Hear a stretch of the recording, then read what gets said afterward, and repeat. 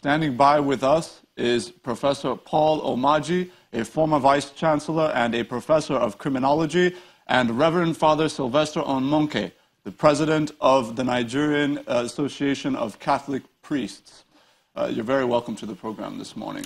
Thank you very much. You know, I want to start with you, Reverend Father. I think that it's fair to say that our hearts go out to you and your community for the loss of the two members of your association and, of course, the 17 worshippers. Yeah. With that said, what's your initial assessment of this tragic situation unfolding in Benue? Before then, I just wish to deviate to put you in the true picture of our association. There are about approximately 9,000 priests in Nigeria, and we all have become a family to ourselves, and that is why we are in this association. And then suddenly 2 of us got brutally murdered while performing the rituals in the church. I think it is not a healthy thing at all. And that is why I am here to throw light on what has actually happened. There was a burial, and the priests were preparing themselves, and then suddenly the attackers came in. And the unfortunate thing is that the younger priest was already displaced from where he was working in Yobo, in Guma local government, and he was asked to go to take refuge in Mbalo, where he finally met his death.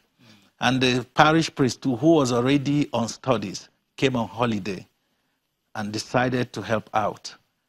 And he already tweeted, I think in January, on the 3rd of January, to say his life was not safe in that environment and that there was no protection.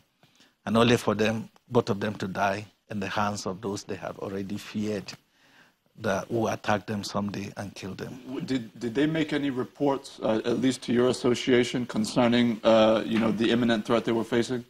Yes, we have a platform on the social media, and we try to find out wherever we are in Nigeria and what happens to each and every one of us. We're in the know.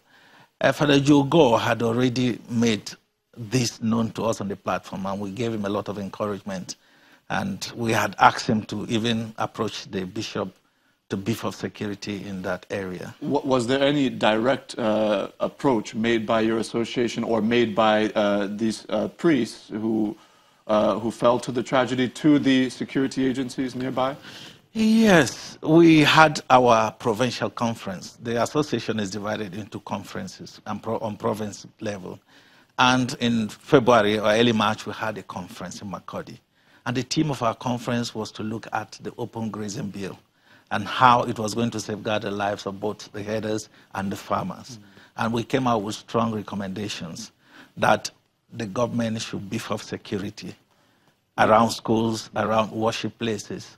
And I think that was more official, and our communique explained it explicitly then. So we have two priests and 17 worshippers, 19 in total, that have lost their lives in this incident. And we now know that following that incident, there was 11 Hausa Fulani traders killed in Makurdi in what they're now terming as retribution killings, following the killings of the members of your community. What would you say to residents of Makurdi and Benue State in terms of the way forward in enhancing peace in the area? I had to contact the chairman of Makurdi, and he lives in the heart of Makurdi. And he told me the purported attack and the burning of the mosque was not real.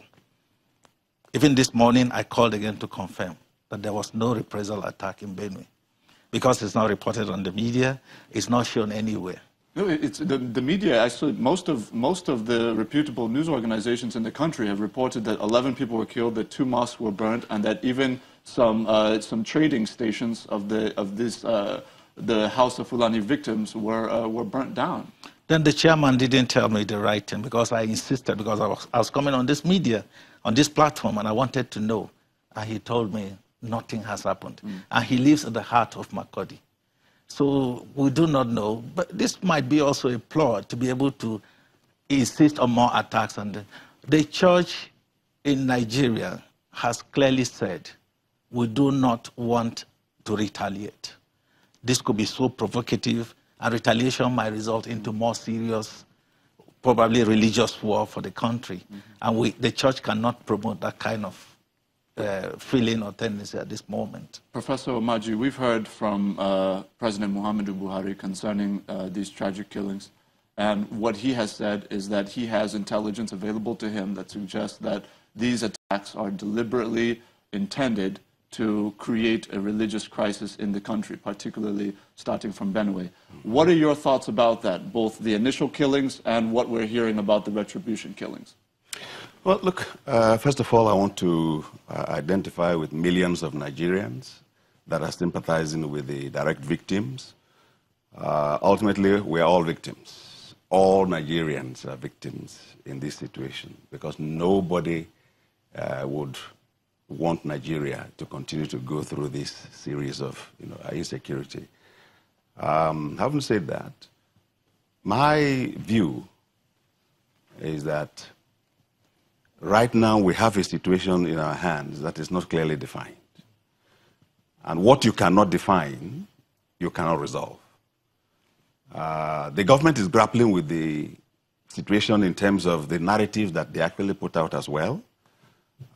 We've had several narratives as to who is involved, why they are doing these, and where they want things to go.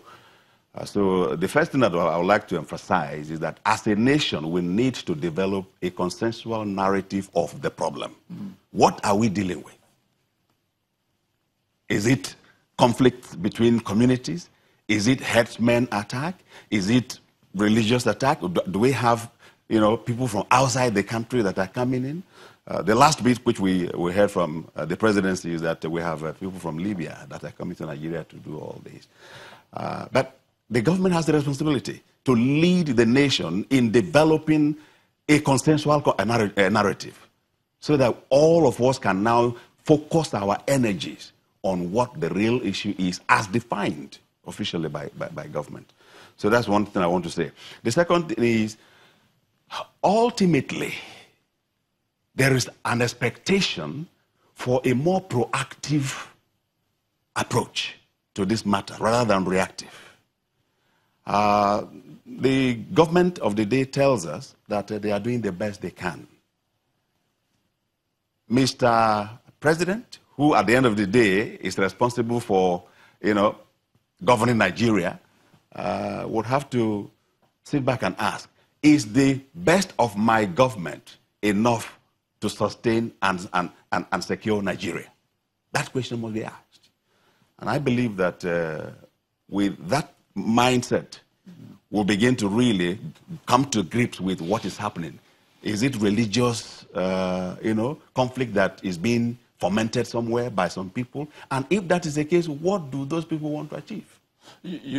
Professor, as a professor of criminology, when you look at kind of the diversity of the challenge, and you know that there's so many facets to it and that it's complex, how would you advise the federal government to go about communicating that to the Nigerian public? Because ultimately, it's not a one-size-fits-all, and there are so many legs to it. How do you communicate that effectively? Fantastic. Look, proactivity. The government should be on the front foot, rather than leaving the whole nation to make up their own mind about different representations of the stories.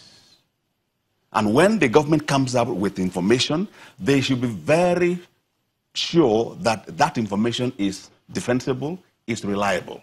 I think one of the challenges we are facing as a nation is you really don't know who to believe. You don't know what to trust anymore, which is very, very unfortunate. Because when trust is eroded, the foundation for staying together in unity, in cohesion, is completely affected. There seems to be a global phenomenon around what you're referring to. When we talk about reputable news sources, when we talk about the role of social media in informing the public, and we talk about the politicization of the country and of information sharing, how much of this can be curtailed and controlled when you have so many people with so many voices, with so many interests and so many perspectives, all talking about the same thing at the same time? Yeah, look, the best way to control it, first of all, is to define what I call the national interest. There is no clarity in Nigeria right now as to what constitutes the national interest. Because it is around the national interest that anything that happens can be, given the right perspective. Narratives can be set out clearly to say, this is where, as a nation, we are supposed to be going, these things are happening, and this is where they are misdirecting us. So who has the responsibility to define the national interest? The government of the day. The government of the day.